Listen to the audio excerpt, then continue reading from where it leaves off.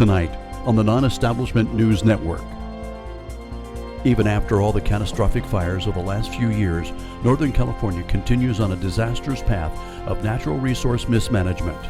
Then later, we have some very disturbing reports coming in from the West about unfathomable crimes being committed by the Bureau of Land Management. And we will hear from former politician Willie Brown as he explains why the northern counties need to stay in line.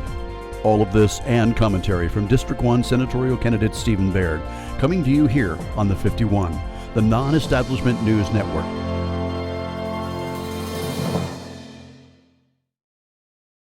Welcome to the Non-Establishment News Network. My name is Gail Force, and tonight we will focus on issues related to Northern California. Be warned that some of what you see tonight may be too graphic for some viewers. These stories will demonstrate the unique challenges that rural Northern California communities face as a result of governmental overreach. My guest commentator is Steve Baird, who is running for California Senate District 1. He will be providing insight on what we see from a constitutional perspective. Thanks, Gail. It's good to be here. Glad to have you. We begin tonight with an issue that is far too prevalent in our region. This past summer's catastrophic wildfires wreaked havoc upon several Northern California counties. In 2015, Northern California experienced many wildland fires, the two largest being the Butte Fire in Amador and Calaveras counties and the Valley Fire in Lake County. A combined 140,000 acres and more than 3,500 structures and homes were lost. Catastrophic fires like these and the 400,000-acre Rim Fire in Tuolumne County in 2014 have become all too common. It is an agreed fact that these enormous fires are created by the buildup of fuels and the mismanagement of our forests by government agencies that seem to be unable to act. From this 2014 news program, we hear Tim Tate, the head of Sierra Pacific Industries, and John Buckley, the leading environmental advocate from the Central Sierra, agree that the problem is in forest management. Introduce yourself. Tell us who you are. My name is Tim Tate. I'm the District Feed Timberlands Manager for the Sonora and Martel districts of Sierra Pacific Industries. I'm John Buckley. I'm the director for the Central Sierra Environmental Resource Center, a nonprofit organization located out of Tweenart. And I'm Mike Albrecht. I own Sierra Resource Management along with a lady, Stacy Dodge. We own it's a logging company. We employ about 10 people in the timber industry here locally. Could someone explain that to us, how we got to this place by not using maybe better forest management techniques? Well, I'm sure both of these fellows would agree that the way we got to this type of a fire is quite, and this is an exceptionally large fire, but all the fires across the western United States are getting larger every year. Some of that you could attribute to climate change, but I think the real culprit is the massive fuel buildup in our public lands. It's just we got away, for one reason or another over the years, over the past few decades, we've got away from getting out there and managing the forest, and the massive amount of fuel that's built up, and from bottom to top. They're from the ground, varying levels. They call them ladder fuels, clear to the tops of the trees. Sure. And when a fire comes into that type of condition, it's just going to take everything. It's going to produce its own energy, and that's what we saw with this fire. So, I think we need to use this particular fire. We see it all the time. We need to be thinking even beyond the salvage of this material in this fire. We really need to be thinking out decades ahead. Where are we going to go from here? Right. Are we going to let this be the norm, or are we going to change the way we do things? Sure. Are we going to employ some practices that remove more of these fuels in the fire and don't create such an explosive condition like we saw in this one? And we just saw that. Yeah, John, I'm in total agreement with what Tim just shared. I think the challenge is the Forest Service conscientiously, a number of years ago, began to open up the forest through thinning logging in areas to try and reduce that dense overload that had built up over decades.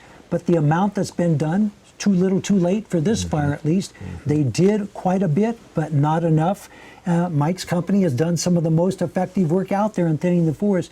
One thing the Forest Service didn't do, it could be a whole story, is that they had 16,000 acres of approved prescribed underburns, some of it where they'd done thinning, some of it in other areas that were approved and on the books, much of it in the rimfire perimeter, but they never did those prescribed burns for years and years before the fire because of limited funding, limited staffing, and other issues that came up. So the surface fuel treatments that could have reduced some of the wildfire spread, at least it would have helped in some situations, weren't done in the Groveland district on 16,000 acres, and the Miwok district had another few thousand acres that didn't get done. So if in the future we can do more aggressive thinning logging in the national forest, add in the surface fuel treatments, and all of that produces jobs for the local economy, it's a win-win opportunity. What we've just seen is BLM's mismanagement of our forestry resources, on top of not paying payment in lieu of taxes to bolster the economies of the counties and the state. We have a federal government that will not allow the timber harvesters to go in there and create safe zones, managing the forest to the already approved forestry management plan, which would have about 40 trees per acre, which creates a clear space so trees will not burn from tree to tree to tree. This would be a much better deal for the counties as they could refire their timber industry, put people back to work, and get our logging industry up and healthy again, which would increase the revenue streams both on a tax basis and it would lower the unemployment in the area. Interesting, Steve.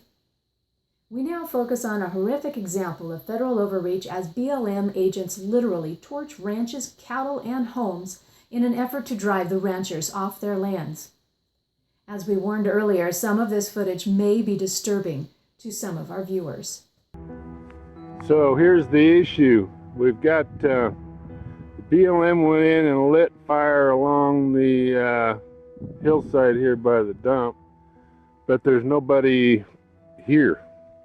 It would be easy with a couple of guys with shovels right now to put this out and we'd have a good fire break, but when the wind hits it, it's going to carry it right on along the hill and down to French Glen, which is right there. So if it creeps away from the hill, obviously in the foreground there's a lot of fuel.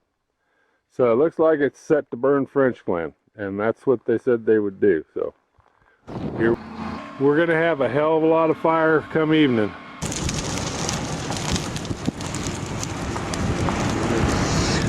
They're not putting it out, they're lighting it.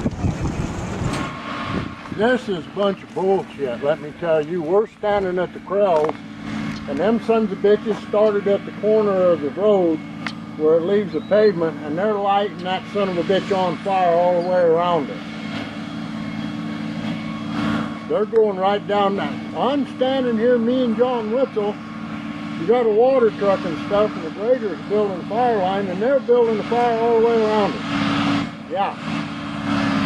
And it's a flaming. Upwind of us. And yeah, and we're smoke's coming right out. Well, John's taking pictures right now, and he said that they told him they're going to torture all the way around to the C-Bar C Road, and Noose Wander's cows are fence cornered up down there right now. Gary lost 11 already. They're just about to burn that outfit up. Nobody's there. They lit the fire and moved right on. This is what they've got lit upwind of us right now. They're putting in a whole line of fire right along that juniper post fence and burning the fence up, number one, but then Somebody ought to get his head rubbed in the gravel out there. they're going to continue right on to the west, sounds like, clear up past Leon's cows, so his cows are going to be wrapped in it here pretty quick. They're still lighting, burning fences, power poles, you name it. This is the fire that would endanger French Glen. There's still nobody around. This guy down the road told us they didn't have any resources to put it out. But down the road about 2 miles beyond the turn out of sight is at least a dozen pumpers sitting there eating snacks and whatnot. My God, they're determined they're going to burn everybody out. They're lighting it up here again got Jimmy and Gary and those guys right downwind of where these guys are lighting fire again. We're heading trying to go help save the corral system and bail Jimmy out of trouble. Yeah, he said, I will arrest you. This highway is closed. I said, well, I got to get on the other end of the fire. Where was this? You ain't going, he said. I said, well, we got to get over there because if you burn me out down there. Well, so yeah, this is what we got. Those guys that we just went by upwind, they're lighting it, have it coming right to us here. We're going to try to spur this down. No place to go with the cows except in the corral. A lot of them are already burnt really bad from them guys lighting them and trapping these cattle in the fire. They trapped a bunch of them last night.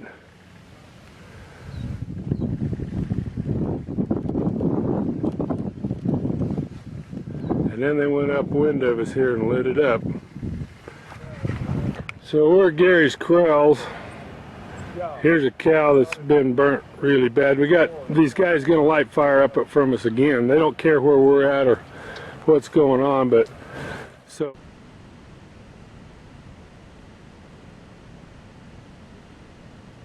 so here's what we got.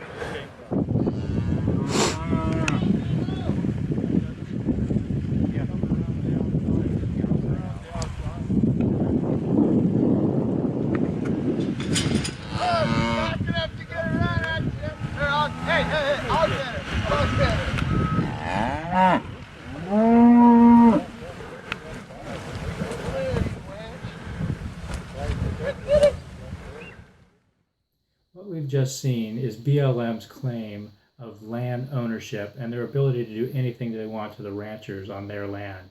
According to Article 1, Section 8, Clause 17 of the Constitution, the federal government is only allowed to own 10 square miles, which we know of as Washington, D.C., and then any land for forts, magazines, and batteries, basically elements of war that the states allow them to purchase. Nothing more than that. So what we have is a government that believes that in the western half of the United States, that they own 50% of the states in varying degrees. For California, it's about 54%. But as you've seen before, Article 1, Section 8 of the Constitution only allows them ownership of 10 square miles. So if you look at the name BLM, Bureau of Land Management, they're supposed to be managing lands. When they're not paying any beneficial taxes on it, then they're not doing anything of great value to the people in the West. Now you look in contrast to how much BLM land is on the East Coast. There's barely any at all. In some states, actually none. And then we look at the egregious treatment of the Hammonds in Oregon, where they actually, by burning 136 acres, improved the land because now the undergrowth was burned out in a period of time where it was not as dangerous as when BLM is setting these fires in the middle of July. If we saw those houses burning down in that video, absolutely horrific. If I had not seen that with my own eyes, I never would have believed it. It is with this brazen attack on our citizens and our property we delve into the mind of those perpetrating these horrors upon our people. From the seat of power comes this cheerful observation from retired Assembly Speaker Willie Brown.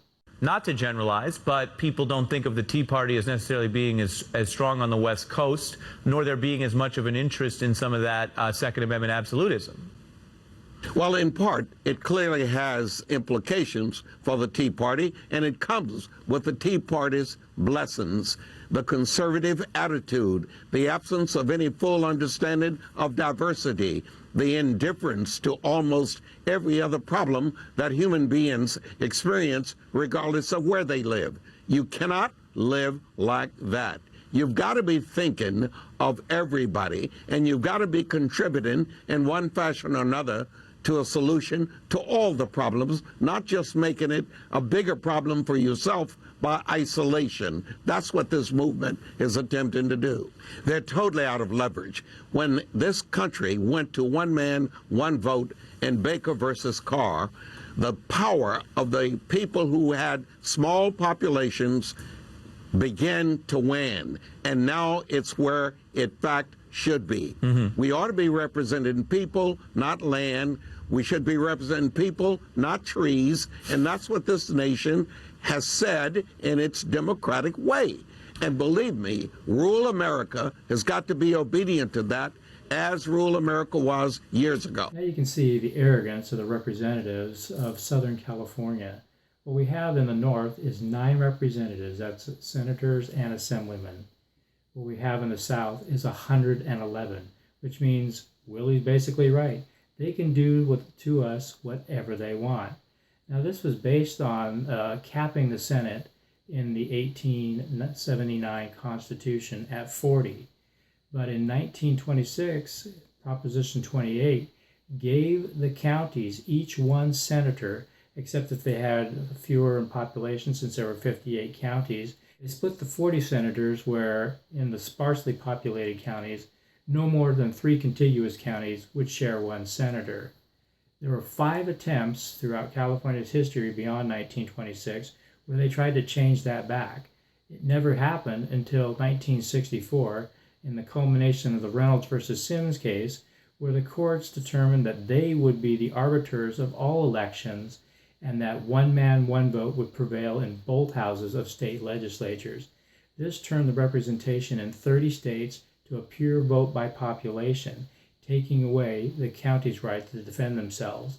In California, that means that a debt of $5 billion increased to today's debt of $340 billion. Completely out of control, and this would not have happened if the counties would have had their own representation.